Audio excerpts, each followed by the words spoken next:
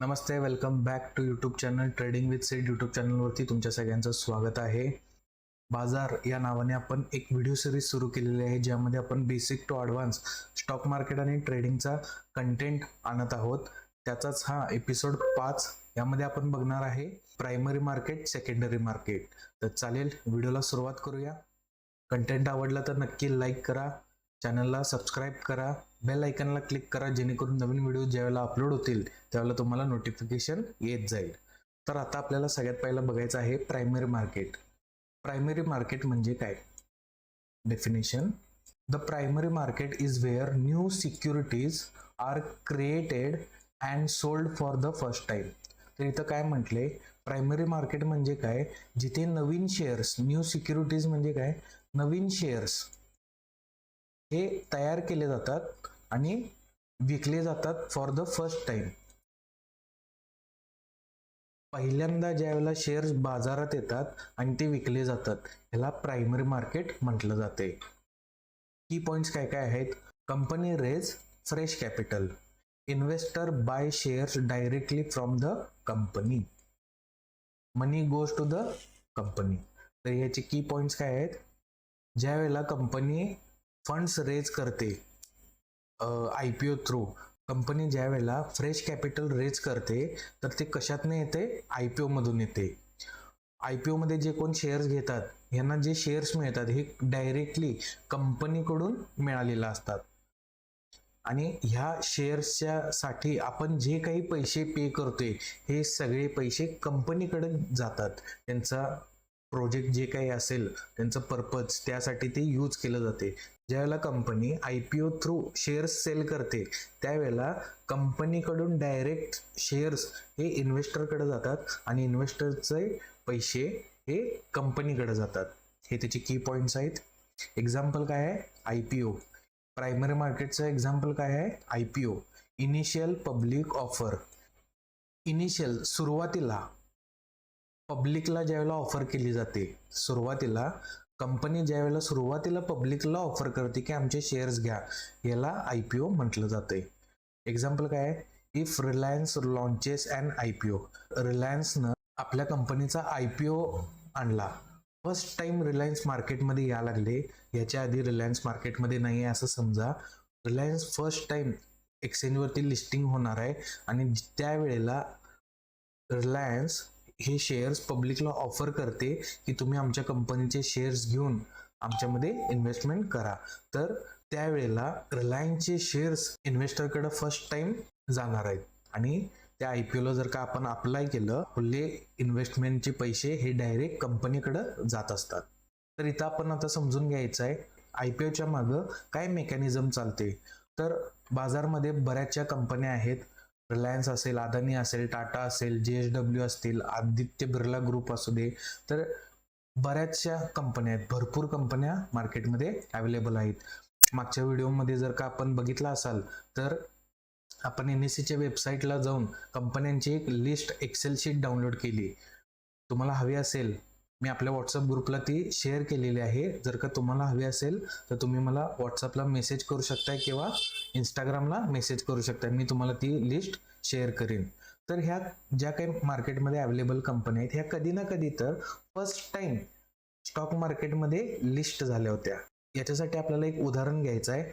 आपल्याला जर का एखादा बिझनेस, मोठ्या लेवलचा बिझनेस करायचा आहे, त्यासाठी फंडिंग रेज करायचं असेल तर आपण एक एक्झाम्पलसाठी एक कंपनी घेऊया, XYZ लिमिटेड. XYZ लिमिटेड नावाची आपली एक पब्लिक कंपनी आहे. आपल्याला एक प्रोजेक्ट करायचा आहे ऑइल रिफायनरीचा. तर ह्यासाठी एक मोठ्या फंडिंगची गरज लागणार आहे. तर ह्यासाठी आपण काय केलं, तर आपले कंपनीचे शेअर्स आपण पब्लिकला देऊ, पब्लिककडनं इन्व्हेस्टमेंट रेज करू आणि ते पैसे वापरून आपण हा प्रोजेक्ट मोठ्या प्रमाणात आपला बिझनेस सुरू करू शकतोय. तर ह्यासाठी आपण काय काय करणार, आपल्याकडे सगळ्यात पहिला एक्सचेंजकडे जावं लागेल. का? तर एक्सचेंज काय आहे? प्लॅटफॉर्म आहे. याच्या थ्रू आपण इन्व्हेस्टरपर्यंत पोहोचू शकतोय.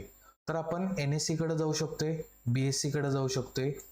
तर आपल्याला चॉईस दिलेला असतोय की तुम्ही स्टॉक मार्केटमध्ये लिस्टिंग होण्यासाठी कोणत्याही एक्सचेंज थ्रू तुमच्या स्टॉकचं, तुमच्या शेअरचं लिस्टिंग करू शकताय. मग बरेच कंपन्या NSE कडे जातात, बरेच कंपन्या BSE कडे जातात. मार्केटमध्ये येण्यासाठी कंपन्यांना दोन्ही पण एक्सचेंज थ्रू पब्लिक पर्यंत IPO आणू शकते. त्यामुळं काही स्टॉक्स स्पेसिफिकली NSE मध्ये आहेत, काही स्टॉक स्पेसिफिकली BSE मध्ये मिळणार. पण बरेचसे जे चांगले स्टॉक्स आहेत, जे मोस्ट लिक्विड, मोस्ट जे काही फेमस स्टॉक्स आहेत, ते तुम्हाला NSE मध्ये पण अवेलेबल असतात, BSE मध्ये पण अवेलेबल असतात.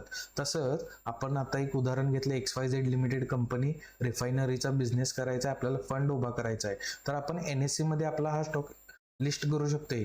त्याच प्रकारे BSE मध्ये पण लिस्ट करू शकतोय. ॲट अ टाइम दोन्हीकडे पण ही लिस्टिंग आपण करू शकतोय. तर आपण एक्सचेंज कडे गेलो, आपलं प्रपोजल सगळं दाखवायला लागते, आपलं बिझनेस काय आहे, खरंच एवढ्या पैशांची गरज आहे का या बिझनेसला, हे सगळं चेक केलं जाते. जे काही लिगल फॉर्मॅलिटीज आहेत ह्या सगळ्या कराव्या लागतात. Security exchange board of India, SEBI हे नाव तुम्ही ऐकलं असेल. तर सेबीचा अप्रुव्हल मिळायला लागते, त्यानंतरच आपण ह्या एक्सचेंज थ्रू आपले स्टॉक्स पब्लिकला विकू शकते. तर XYZ लिमिटेड कंपनी आपली पब्लिक कंपनी आहे. आपण दोन्ही एक्सचेंज ठरवले की आमचा स्टॉक, आमचा शेअर, आमचा IPO आम्ही NSE आणि BSE दोन्ही थ्रू पब्लिककडं, दोन्ही एक्सचेंज थ्रू आम्ही IPO लॉन्च करणार आहे. तर ह्या XYZ लिमिटेड कंपनीचे शेअर्स जर का आपल्याला स्टॉक एक्सचेंजला लिस्टिंग करायचे असतील तर हे इलेक्ट्रॉनिक फॉर्मॅटमध्ये असावे लागतात. कोणत्या फॉर्मॅटमध्ये? इलेक्ट्रॉनिक फॉर्मॅटमध्ये आपले शेअर्स असावे लागतात, तरच हे जर ट्रान्झॅक्शन होणार आहे. यासाठी एक्सचेंजच्या खाली डिपॉझिटरी काम करत असते. डिपॉझिटरीचं काय काम आहे? ह्या कंपन्यांना त्यांचे शेअर्स इलेक्ट्रॉनिक फॉर्मॅटमध्ये कन्व्हर्जन करून द्यायचं काम हे डिपॉझिटरी करत असते. मागच्या व्हिडिओमध्ये काय बघितलं आपण? आपले जे काही डीमॅट अकाउंट आहेत हे कोणाकडे असते? डिपॉझिटरीकडे असते. तर त्याचं कारण काय आहे? तर इलेक्ट्रॉनिक फॉर्मॅटमध्ये जे शेअर्स होल्ड करायचं, स्टोअर करायचं काम आहे ते डिपॉझिटरी करत असते. त्याच प्रकारे डिपॉझिटरी कंपनीसाठी काम करते की त्यांचे शेअर्स इलेक्ट्रॉनिक फॉर्मॅटमध्ये कन्वर्ट करून द्यायचे. त्यानंतर हेच शेअर्स ज्यावेळेला आपल्या डीमॅट अकाउंटला ट्रान्सफर करायचे आहेत, तर ही डिपॉझिटरीच हे काम करत असते. तर ह्या XYZ लिमिटेड कंपनीचे शेअर्स इलेक्ट्रॉनिक फॉर्मॅटमध्ये आणायचे आहेत, तर हे कोण करून देते? तर डिपॉझिटरी. डिपॉझिटरी थ्रू हे शेअर्स इलेक्ट्रॉनिक फॉर्मॅटमध्ये आणलं जाते. तर कोण येते? ब्रोकर. ब्रोकरचं काम काय आहे? तर इन्व्हेस्टरला प्लॅटफॉर्म त्यांनी अवेलेबल करून दिलेला आहे, ज्याच्यामध्ये तो फंड डिपॉझिट करून या शेअर मार्केटमध्ये पार्टिसिपेट करू शकते. तर ब्रोकरच्या प्लॅटफॉर्मवरती आपल्याला हे IPOला ऍप्लिकेशन करता येते. ओके. तर ब्रोकर हे सगळे ऍडव्हर्टाइजमेंट आपल्यापर्यंत पोहोचवत असते. कोणत्याही कंपनीचा IPO आला की त्याचे ऍडव्हर्टाइजमेंट आणि IPOला अप्लाय करण्यासाठी फॅसिलिटी कोण प्रोव्हाइड करते? आपल्याला ब्रोकर प्रोव्हाइड करत असते. आपण आपल्यासारखे अनेक इन्व्हेस्टर्स ज्यांचं डीमॅट अकाउंट आहे, तर त्यांनी काय करतात? IPOला ऍप्लिकेशन करतात. आपले सेव्हिंगचे पैसे ह्या XYZ कंपनी लिमिटेड, आता आपण जे उदाहरण बघायला लागले, ही कंपनी जर का आपल्याला चांगली वाटली, हा बिझनेस जर का आपल्याला चांगला वाटला, तर ब्रोकरच्या टर्मिनलवरती आपल्याला एक IPOचा सेक्शन असतो. तिथं जाऊन आपण या कंपनीची इन्फॉर्मेशन, बिझनेस इन्फॉर्मेशन सगळं वाचून अप्लाय फॉर IPO वरती क्लिक केलं की आपले सेव्हिंगचे पैसे आपण या IPO मध्ये इन्व्हेस्टमेंट करू शकतोय. तर ही जे काही आपण आता उदाहरण बघितलं, XYZ लिमिटेड कंपनी, एक refinery business first time stock exchange वरती लिस्ट व्हायला लागलाय. तर पहिल्यांदा त्यांनी काय करणार? NSE किंवा BSE किंवा बोथ एक्सचेंज निवडणार, ज्याच्या थ्रू त्यांनी आपले शेअर्स इन्व्हेस्टर्सला देणार आहेत. ब्रोकरच्या प्लॅटफॉर्म थ्रू हे सगळे इन्व्हेस्टर्स काय करणार आहेत? IPOला अप्लाय करणार आहेत की आम्हाला ह्या कंपनीच्या शेअर्समध्ये इन्व्हेस्टमेंट करायचं आहे. तर त्यासाठी आपले सेव्हिंगचे पैसे जे आपण ब्रोकरकडे डिपॉझिट केलेले असते ते आपण इन्व्हेस्टमेंट करणार आहे. एकदा का आपण IPOला अप्लाय केलं, त्यानंतर अलॉटमेंट एक प्रकार आहे. किती शेअर्स विकायचे आहेत आणि किती जणांनी शेअर्स मागितलेले आहेत याच्या रेशोच्या बेसिसवरती शेअरचं अलॉटमेंट केलं जाते. एकदा का आपल्याला अलॉटमेंट लागलं की त्यानंतर हे जे काही डिपॉझिटरी आहे त्याचं काम काय आहे, कंपनीचं इलेक्ट्रॉनिक फॉर्मॅटमधला शेअर आपल्या डीमॅट अकाउंटला ट्रान्सफर करायचं. आता समजलं?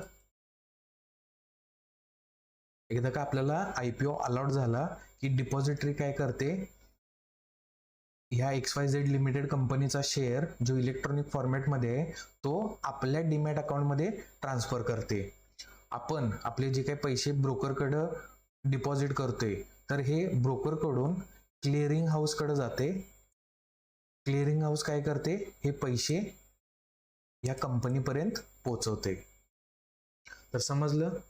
XYZ लिमिटेड एक कंपनी आहे, पब्लिक लिमिटेड कंपनी आहे, यांना IPO आणायचा आहे. फर्स्ट टाइम हे कंपनीचे शेअर्स पब्लिकला देणार आहेत. ह्या कंपनीनं पहिला एक्सचेंज निवडायचा आहे. NSE थ्रू IPO आणायचा, BSE थ्रू IPO आणायचा की दोन्ही एक्सचेंज थ्रू IPO आणायचा आहे.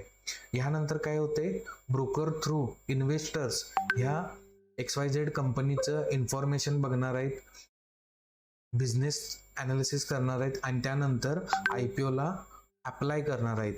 ब्रोकर थ्रू या इन्व्हेस्टरांनी ॲप्लिकेशन एकदा केलं की आम्हाला या कंपनीमध्ये इन्व्हेस्टमेंट करायचं आहे, या IPOला आम्हाला इन्व्हेस्ट करायचं आहे, तर हे काय करणार, इन्व्हेस्टर IPOला अप्लाय करणार. एकदा का याने IPOला अप्लाय केलं त्यानंतर अलॉटमेंट होते, किती शेअर्स कंपनी विकत आहे, किती शेअर्स लोकांनी मागितलेले आहेत, याच्या रेशोच्या बेसिसवरती अलॉटमेंट केलं जातं.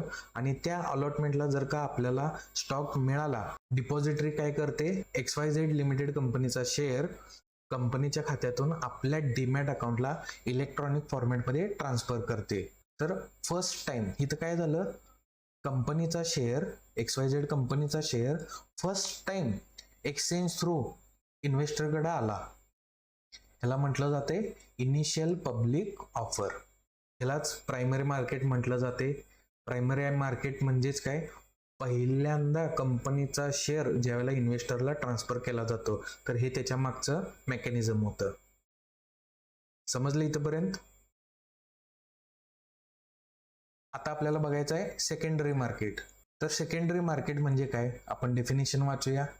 Secondary market is where already issued securities are bought and sold between investors. तर इथं काय म्हटले, सेकंडरी मार्केट म्हणजे जिथे पूर्वीपासून ऑलरेडी इश्यूड सिक्युरिटीज, आधीपासून जे शेअर्स आहेत, ह्यांचं बाय आणि सेल होणार आहे. कुणाच्यात, बिटवीन इन्व्हेस्टर्स. मगाशी काय होतं, प्रायमरी मार्केटमध्ये कंपनीचे शेअर्स फर्स्ट टाइम इन्व्हेस्टरकडे जात होते. आता इथं ऑलरेडी लिस्टेड कंपन्यांचे शेअर्स असणार आहेत, ज्यामध्ये बाय सेल कोण करणार आहे, investor to investor. No new shares are created. ह्यामध्ये कोणताही नवीन शेअर नसते. एखाद्याकडे असणारा शेअरच हा दुसऱ्याला ट्रान्सफर केला जाते. कंपनी डज नॉट रिसीव्ह मनी. ह्या ट्रान्झॅक्शन मध्ये काय होते, ज्यावेळेला एखाद्या इन्व्हेस्टरनं बाय केलं, दुसरा इन्व्हेस्टर सेल करत असते, त्यावेळेला हे जे काही पैसे आहेत एका इन्व्हेस्टरकडून दुसऱ्या इन्व्हेस्टरकडे ट्रान्सफर होतात. त्यामुळे पैसे कंपनीकडे जात नाहीत. Traders and investors trade with each other. तर या ठिकाणी काय होते, ट्रेडर असतील, इन्व्हेस्टर असतील, आपापसात हे ट्रान्झॅक्शन करत असणार आहे. Price changes due to demand and supply. Price कशामुळे चेंज होणार आहे, डिमांड अँड सप्लाय. पुढं येणाऱ्या व्हिडिओ सिरीजमध्ये आपल्याला हेच बघायचं आहे, प्राइस कशी चेंज होते आणि डिमांड आणि सप्लाय हा कसा ओळखला जातो. एक्झाम्पल, NSE आणि BSE मध्ये असणारे ऑलरेडी लिस्टेड शेअर आहे, आज आपण तो खरेदी करत असणार, तर याला सेकंडरी मार्केट म्हटलं जाते. आज त्याच्यात आपण इन्व्हेस्टमेंट करत असो तर त्याला पण सेकंडरी मार्केट म्हटलं जाते. त्या शेअरचे फ्युचर्समध्ये तुम्ही जर का ट्रेड केला तर त्याला पण सेकंडरी मार्केट म्हटलं जाते. त्या शेअरचे ऑप्शन जरी ट्रेड केले तरी पण त्याला सेकंडरी मार्केट म्हटलं जाते. एक्झाम्पल काय आहे, if you buy Reliance today. Reliance Industries ही खूप जुनी आहे मार्केटमध्ये, सगळ्यांना माहिती आहे, ऑलरेडी ही स्टॉक एक्सचेंजला अवेलेबल आहे. आज जर का आपल्याला रिलायन्स इंडस्ट्रीजचा शेअर घ्यायचा असेल तर ह्याला हे सेकंडरी मार्केट म्हटलं जाते. तर आता आपल्याला बघायचं आहे सेकंडरी मार्केटचं मेकॅनिझम. तर सेकंडरी मार्केटमध्ये आपल्यासारखे ट्रेडर्स, इन्व्हेस्टर्स असतात ज्यांच्याकडे डीमॅट अकाउंट आहेत, त्यांनी त्यांच्या ब्रोकर थ्रू, त्यांच्या प्लॅटफॉर्म थ्रू काय करणार आहेत, बाय आणि सेल करणार आहेत. तर काय होते, इथे एक उदाहरण घेऊया. मगाचंच उदाहरण रिलायन्सचा शेअर्स. आपल्याला एखादा रिलायन्सचा शेअर पाहिजे आहे, तर आपण काय करणार, आपलं ब्रोकरचं प्लॅटफॉर्म ओपन करणार, त्या प्लॅटफॉर्ममध्ये टाईप करणार रिलायन्सचा शेअर्स. तिथं आपल्याला काय येते, बी आणि सेल, बाय आणि सेलचं बटन येते. आपण मागच्या व्हिडिओमध्ये बघितलं. तर आपण ऑर्डर प्लेस करणार, मला रिलायन्सचा शेअर 1 बाय करायचा आहे. तर ही ऑर्डर पुढं ब्रोकर कुठं पाठवणार, एक्सचेंजमध्ये पाठवणार. आपण जर का NSE सिलेक्ट केला असेल तर ही ऑर्डर NSE मध्ये जाणार. जर का BSE मध्ये सिलेक्ट केला असेल तर ही ऑर्डर BSE मध्ये जाणार.